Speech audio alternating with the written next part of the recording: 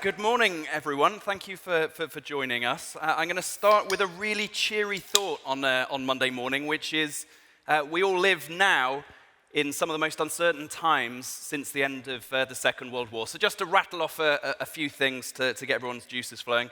Those that have read the news this morning may have seen the government publishing its defense spending review. Apparently we're going to get a load more submarines, amongst other things, as we push towards spending 3% of GDP on defense, albeit I think there's still a bit of head-scratching where all of that money is going to come from.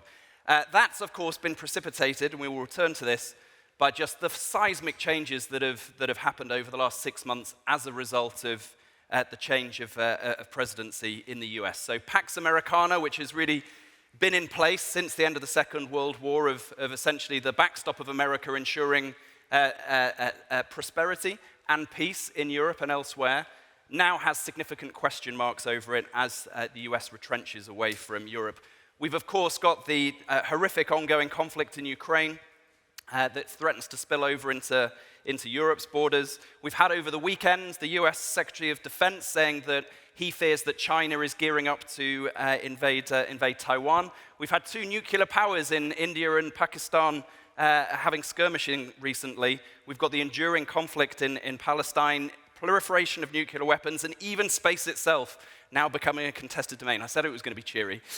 So why am I starting there? Because fundamentally what all of that means is that the more uncertain the world is, the more important space is. And space is really at the forefront of a whole range of different initiatives, but particularly in the context of defense and global security, which is what we're going to be talking about today. So I'm delighted to be joined on stage by Paul McCartney, who is CEO of ALL.SPACE. Full disclosure, that is one of our investments.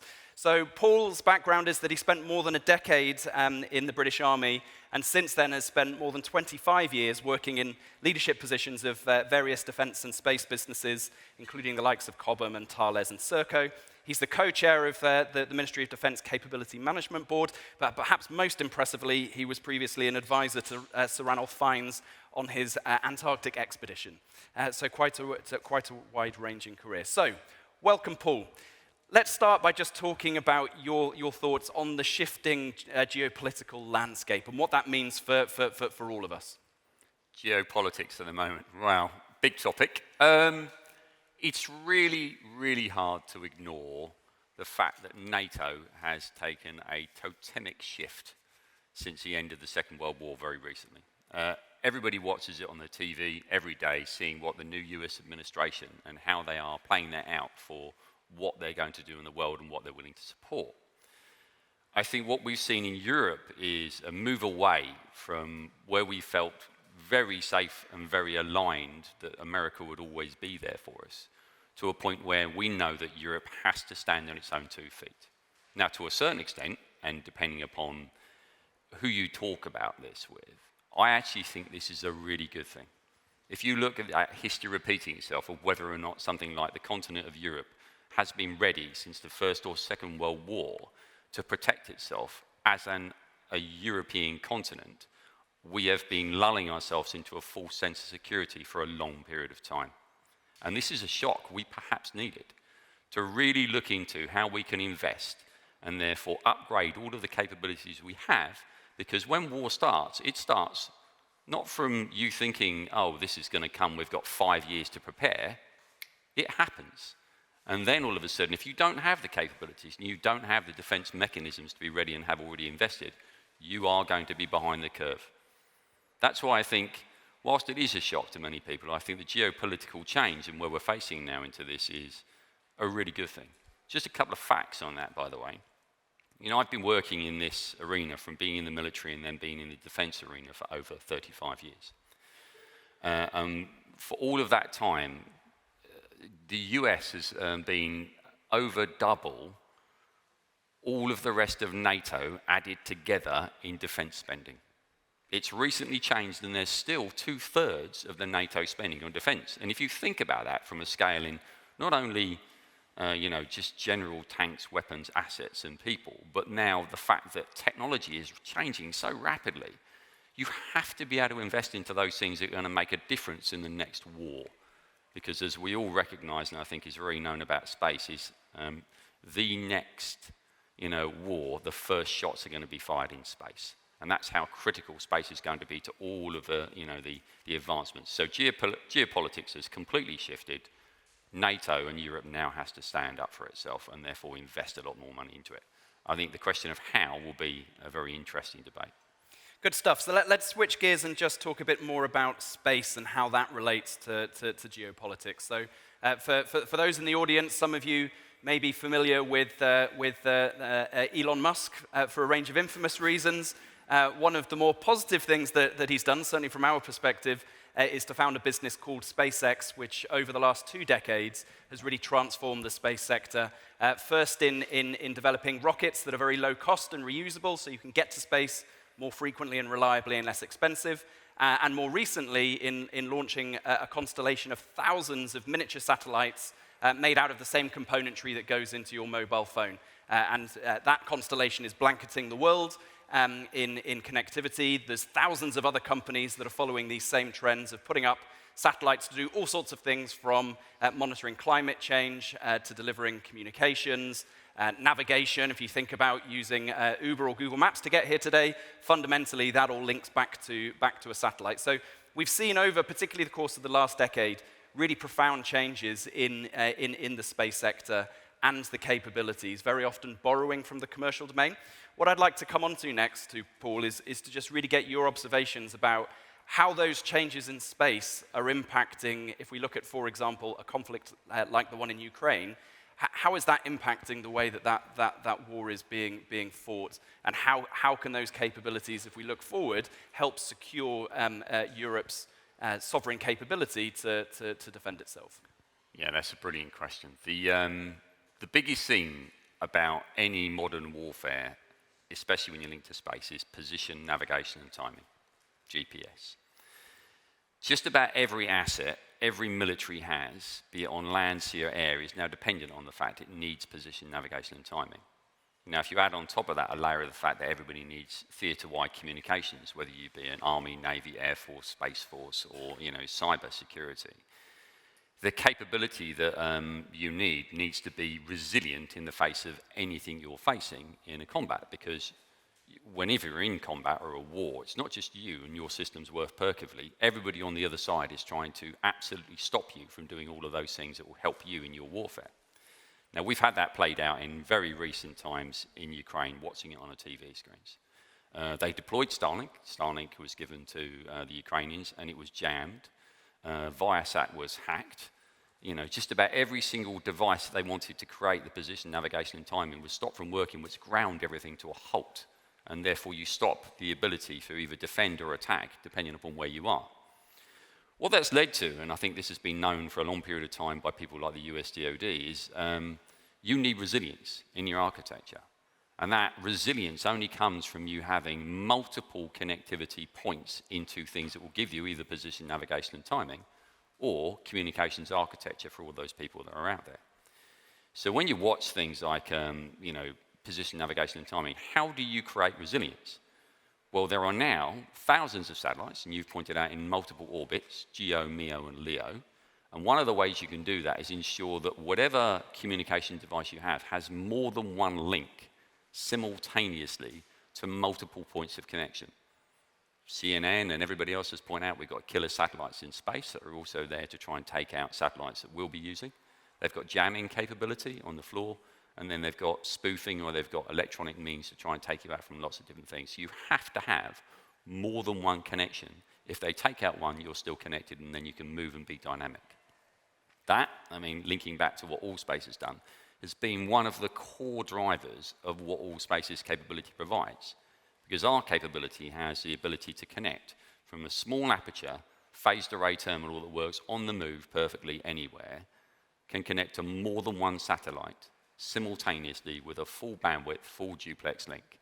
So if somebody takes out one constellation of satellites or a link, or connection into one orbit, be it GEO, MEO, or LEO, you still are connected.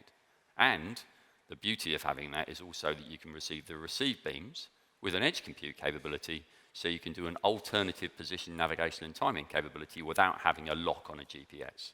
And that is transformative in the resilience of communication. So to go back and answer the original question, If you look at Ukraine as a test bed of what's been happening recently, you can see that position, navigation, and timing and theatre-wide communications is not only critical, but it's a matter of life or death, or winning or losing a war. And if you don't have that resilience in your communications and your P&T, you are severely, severely at disadvantage against an opponent. Great. So to summarize, space is playing an increasingly central role in conflicts, but also, by analogy, in being able to keep us safe. And crucially, it's not just governments, it's actually increasingly commercial players that are really at the forefront of this. So with that in mind, I just wanted to get your thoughts on what does all of this mean for Europe and the UK? What needs to change on the basis that it looks like we're not going to be able to rely on sort of US military prowess to protect us all in the manner that has been a fact for virtually everyone's lives, dating back 70, 80 years? Well, I'd say there's two key things that sit in that from a European perspective, leaning back onto the fact that NATO now has to stand on its own 2 feet. GPS from the US, they have been leading the way on doing that. We now have Galileo in Europe as a European backup. But we have to have more than one system. And we have to diversify and we have to invest in it. So the first thing is, how do we stand on our own 2 feet and then create the innovation and create the money that goes into that innovation to do it? And that link from the funding to enable innovators who can actually put that in from a European perspective needs to be looked at. Now, there's a huge 2 topics there. I could go on for hours talking about the technology. I think having GEO, MEO, and LEO innovation capability for across Europe where it stands on its own 2 feet is a must. And therefore we'll need to diversify not only the satellite networks when you look at things like SES networks for GEO and MEO, where they're investing into doing that capability, but also proliferate other networks. But that comes about, and this is where you get right down to the root causes of it, is entrepreneurs having the ability to get access to funds. How do you fund, this, to drive this? Because there is a huge difference between trying to get money for entrepreneurs in the US, and I think everybody recognizes that getting money in the US is a lot easier if you're an entrepreneur than it is in UK, certainly in Europe. Because we fundamentally back different, concepts. So in Europe, we tend to be more cautious and more spreadsheet and, and legal-led in commercial matters rather than people who are backed as entrepreneurs in the US. So I think one of the biggest questions around creating that innovation for Europe is also about the funding and how we do that. What I've seen in the past work extremely well is where you actually get public funding and private funding to work together to generate that, especially when it's on something that's as big as the challenge we're facing. And I throw that back to you, James, given you're an expert in this and we know your background from venture capital. How do you think the entrepreneurs that run small technology companies are going to be able to access those funds? What do you think are going to be the key things there?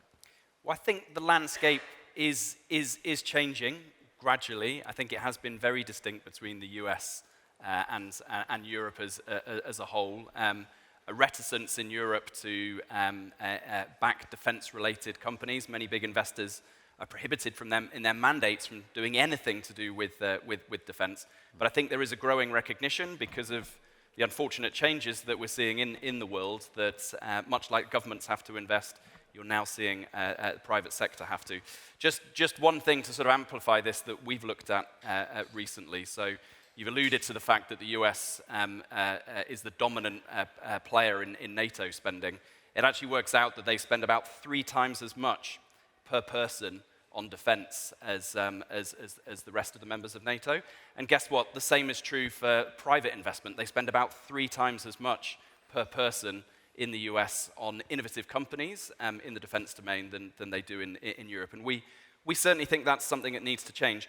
One of the really important elements of that change is helping people better understand dual-use technology. We've talked a lot about defense so far in this session, but dual-use is something that is a term that's coming to the fore. So do you mind just helping the audience understand what is dual-use and why does it matter in the context of space?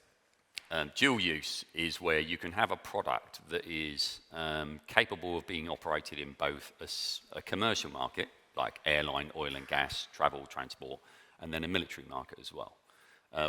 Our product is a dual use product. There's pros and cons in both of it. On the pro side, To be dual use, you get the opportunity to have better economies of scale because you can sell, if the core technology works in both markets, you get more sales and therefore you can drive down costs from economies of scale, components, parts, manufacture, and then enables you to get higher revenue and get your gross margins to a point where you make more profit, and therefore it's a great investment perspective. The con side of that, especially if you're getting into military, the military has very specific standards to meet. You know, for instance, the US, if you wanted to operate electronics, it needs to be mil standard 810H or 461G, and that's where it goes through shake, rattle, and roll, you know, thermal, temperature, hot, cold, water ingress, so it will work when it's stuck on the top of a vehicle, you know, and then taken through some very difficult circumstances. There is an interesting reflection on this when you look back on Ukraine, though. What Ukraine's taught us over the past number of years is that when you're stuck in a position of not having all the things you need and having military qualified, you can actually buy things that are commercial off the shelf and just make them do things that you need them to do and modify how you're going at warfare using an entrepreneurial talent. You know, and that has been amazing watching what they've managed to do. So there is a crossover there between the military and the commercial off the shelf. It's also fascinating to watch what Hegseth, Donald Trump, and you know the US Department of Defense is now moving to, because they've also looked at moving away from big programs of record that are very lengthy, always run over cost, and moving towards more commercial off the shelf. And that's partly why we've managed to get into some of the US DoD spaces doing our capability, because we've got a dual use COTS opportunity. And it's a really interesting entrepreneurial, you know, facet if you're going to come in and get invested in that marketplace. So, I mean, dual use has its advantages, but you've got to be willing, if you want to sell into specific defense domains, to invest into doing very specific qualification processes. Good stuff. So dual use has always been an important part of space. Good example, GPS, first developed by the DoD in America for their own needs. Now one of the world's most pervasive technologies, powering trillions of dollars of the global economy. I do think it's interesting that, as you've just talked about, whereas historically dual use might have meant developing something for defense and then bringing it into the commercial domain, you're now actually seeing that model beginning to invert, with people developing things for commercial applications that are now being brought into the world of defense.